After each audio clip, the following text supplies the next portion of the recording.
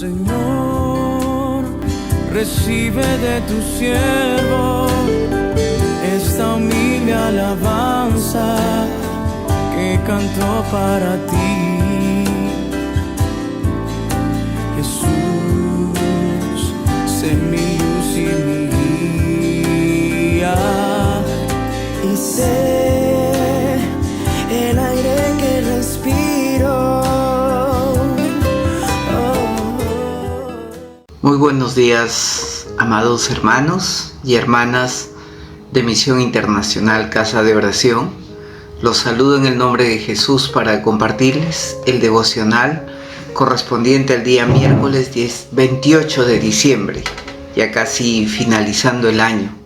Bueno, el tema que me ha tocado compartir el día de hoy tiene por título Necedad y Sabiduría y se encuentra en el libro de Eclesiastés, desde el capítulo 10, desde el verso 1 al 10. ¿Ok? Vamos a orar para comenzar. Padre bueno, gracias por tu amor, tu misericordia. Gracias por permitirme compartir tu palabra. Te entrego mi vida para que sea tu Espíritu Santo quien me dirija. En el nombre de Jesús. Amén. Amén, hermanos. Bueno, este es un tema bastante bonito. ¿Ok? Voy a empezar con el verso 1 en la Nueva Traducción Viviente. ¿Ok? Dice la palabra de Dios: así como las moscas muertas apestan todo un frasco de perfume, una pizca de necedad arruina gran sabiduría y honor. Amén. Para empezar, la necedad es una desgracia. Trae desgracia, ¿no? Acá el sabio Salomón lo compara como una mosca que echa a perder un gran perfume, ¿no? Esta es una metáfora porque se aprecia que una pequeña acción puede destruir una persona. Por ejemplo, un joven que por solo 5 minutos de pasión sexual puede truncar todo su futuro, su universidad, sus sueños y todos los proyectos que tiene por delante.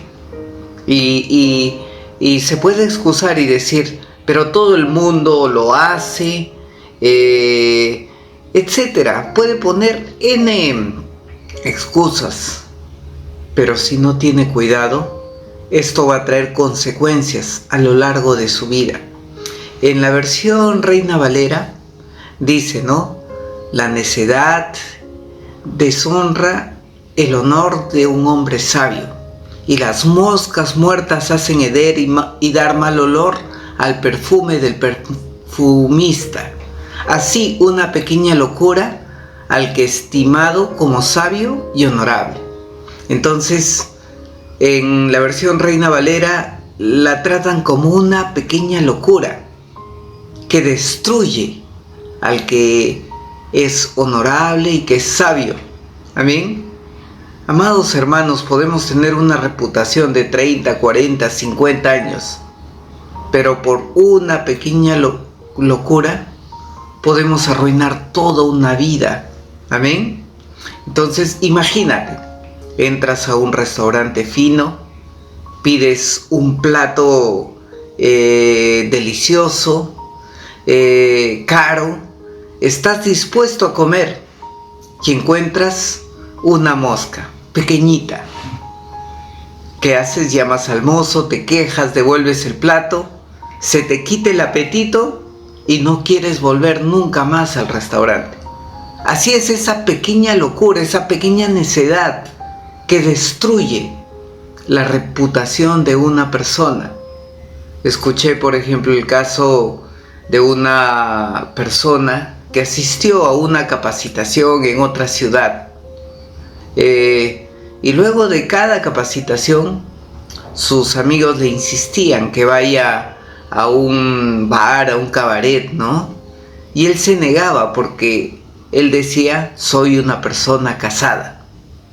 Pero era tanta la insistencia de sus amigos que se dio solamente un día, pero ese día se acostó con una prostituta. Al día siguiente tomó su avión, regresó a casa y supuestamente nadie se iba a enterar de esa cana al aire que soltó, porque era un lugar lejano, nadie lo conocía y él estaba dispuesto a proseguir su vida normal. Sin embargo, al poco tiempo se entera que tiene SIDA. Arruina su vida, arruina su familia, arruina sus sueños por una pequeña locura. Entonces, así como esas pequeñas moscas muertas, que son en proporción una parte ínfima, echan a perder un perfume fino, así es una pequeña locura que echa a perder la reputación de alguien que es sabio y honorable. De la misma manera, la Biblia nos da los casos de grandes siervos de Dios que tuvieron una vida ejemplar, pero en un momento de locura, en un momento de necedad, como dice Eclesiastés, ¿no? Cometieron un acto que luego se arrepintieron todo el resto de su vida. ¿Cuánto se habrá arrepentido Esaú? Que por un momento de hambre, ¿no?, de locura, perdió su primogenitura. ¿Cuánto se habrá arrepentido Aarón? Que por un momento de locura, debido a la presión del pueblo, cedió ante la idolatría. ¿Cuánto se habrá arrepentido David?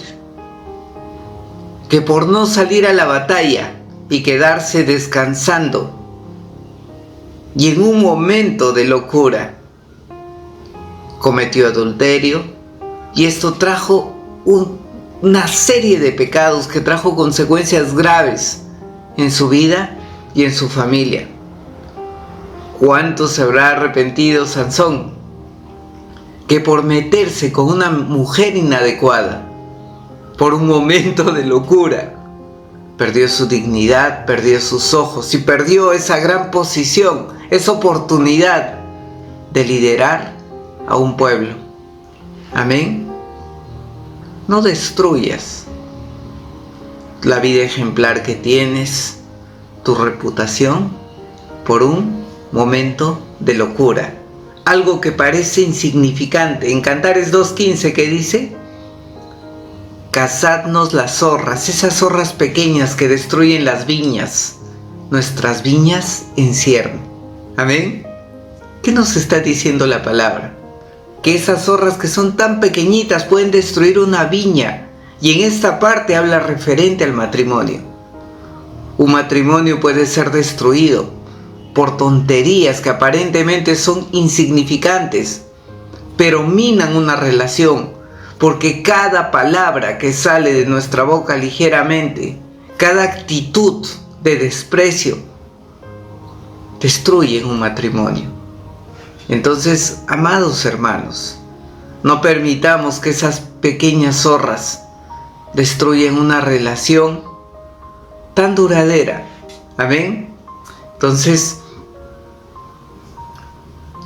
vamos al verso 2 y 3, que dice la palabra: una persona sabia elige el camino correcto. El necio toma un rumbo equivocado. Se puede identificar a los necios tan solo ver cómo andan por la calle. Amén. ¿Qué nos dice aquí la palabra? Que hay dos caminos. Un camino recto que conduce a la vida y un camino equivocado que conduce a la muerte. El necio, ¿qué camino toma? El camino equivocado. El sabio, ¿qué camino toma? El camino correcto. Amén. Un necio, por más que le adviertas que se está conduciendo mal, persiste en su imprudencia. Se cree sabio en su propia opinión, pero su final es destrucción. Un necio no recibe consejo, toma sus propias decisiones. Un necio se cree sabio, pero cuando padece las consecuencias de su imprudencia, quiere buscar consejo, pero ya es demasiado tarde. Amén. ¿Y cómo podemos conducirnos sabiamente? Lámpara es a mis pies tu palabra y lumbrera a mi camino. Correcto. La sabiduría se puede conseguir con la palabra de Dios. Amén. Verso 4. Si tu jefe se enoja contigo, no renuncies a tu puesto. Un espíritu sereno puede superar grandes errores. Seguimos hablando de necedad y sabiduría. En este caso nos da un atributo de la sabiduría que se ve reflejada en la mansedumbre, en la serenidad para tomar decisiones. Amén. He conocido mucha gente que se dejó guiar por un momento de ira, de locura, y renunció a su puesto, pensando que iba a conseguir otro trabajo rápidamente, pero dejó a su familia en la pobreza. Debemos de tener un espíritu manso, un espíritu sereno, para tomar decisiones con sabiduría. Y esto nos permita tener un equilibrio emocional en momentos difíciles. Amén. Entonces, amados hermanos, es importante conducirnos con sabiduría. Ahora, el verso 5 al 7, que dice: he visto bajo el sol los reyes y los gobernantes. Cometen un grave error cuando les otorgan gran autoridad a gente necia y asignan cargos inferiores a personas con capacidad comprobada. Hasta he visto sirvientes cabalgar como príncipes y príncipes andar como si fueran sirvientes. Es un peligro poner necios en puestos altos, porque estos necios, ¿qué van a hacer? Van a destruir una empresa, van a destruir una nación, van a destruir cualquier situación en la que se les coloque. Por ejemplo, acá nos dice que muchos líderes o gobernantes cometen ese gran error al poner a necios solamente por ser sus amigos, solamente por ganarse un favor. Y esto no necesariamente es justo, y este error trae grandes consecuencias. Citemos un ejemplo bíblico. Cuando Roboam fue gobernante, él pidió consejo a los jóvenes que representan a los necios, gente sin experiencia, gente que se deja guiar por la inmediatez, y también pide consejo a los ancianos, que representa a la gente que tiene experiencia, que tiene sabiduría. Amén. Pero al final, luego de pedir consejo a ambos, ¿qué decisión toma Roboam? Seguir el consejo de los jóvenes inexpertos. Y no quiere decir que todos los jóvenes sean inexpertos, sino que esta situación específica representa seguir consejo necio. ¿Y cuál fue la consecuencia? La división y finalmente la destrucción de una nación. Amén. Entonces, verso 8 y 9. ¿Cómo es la necedad en acción y cómo es la sabiduría en acción? Amén. En el verso 8 y 9 dice, nos da varios ejemplos de aquellos que hacen cosas necias y sufren sus consecuencias. Por ejemplo, el verso 8 y 9 dice: cuando cavas un pozo, puedes caerte en él. Cuando derrumbas una pared vieja, puede morderte una serpiente. Cuando trabajas en una cantera, las piedras pueden caerte encima y aplastarte. Cuando cortas leña, se corre el peligro de que con cada golpe del hacha. No hagas cosas necias, porque te expones al peligro, te expones a las consecuencias de cometer imprudencias. Por otra parte, en el verso 10 que dice, si se usa un hacha sin filo, hay que hacer doble esfuerzo. Por lo tanto, afila la hoja. Ahí está el valor de la sabiduría y ayuda a tener éxito. ¿Qué te está diciendo la palabra de Dios? Trabaja con sabiduría. Amén. Por ejemplo, si te entregan un hacha recién afiladita y empiezas a cortar un árbol, esto te va a tomar poco tiempo.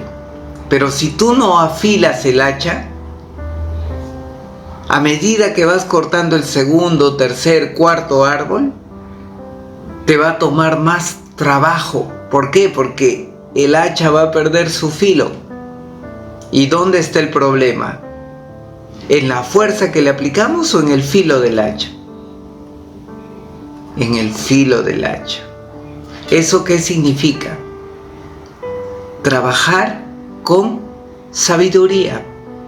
Y nosotros debemos de aprender a trabajar con sabiduría que nos explica la palabra de Dios. Debemos de tener el hacha siempre afilada. ¿Qué significa? Que seamos inteligentes para trabajar. No necesariamente el que trabaja más es el que obtiene mejores resultados, sino que el que tiene mejores resultados es el que es guiado por la sabiduría de Dios. Y mi último caso, que está en Lucas 5:5, cuando Simón Pedro le dijo a Jesús, hemos trabajado mucho durante toda la noche y no hemos pescado nada, pero si tú lo dices, echaré las redes nuevamente. Pedro, un experto en la sabiduría humana de cómo pescar, no había conseguido nada, pero cuando fue obediente y trabajó en la sabiduría de Dios, pudo conseguir grandes resultados. Amado hermano, amada hermana, tal vez estás trabajando con tus propias fuerzas, con la sabiduría humana, y te das cuenta que todas las cosas se hacen imposibles. Se te cierran todas las puertas. Trabajas con todas tus fuerzas, pero no consigues nada. En el amor del Señor, te recomiendo, trabaja para la obra de Dios, con la sabiduría de Dios, y vas a ver cómo se te abre cada puerta, imposible para el hombre, pero posible para Dios. Vamos a orar. Padre bueno, tú nos has dado consejos de sabiduría según tu palabra y nos has advertido las consecuencias de la necedad. Te pedimos en el nombre de Jesús que podamos andar por camino correcto, Señor, a pesar de que no sea el más fácil, a pesar que no sea el más popular, Señor, pero ser guiados por tu Santo Espíritu y por la sabiduría de tu palabra. Gracias, mi Rey. En el nombre de Jesús. Amén. Señor, recibe de tu siervo esta humilde alabanza que cantó para ti, Jesús.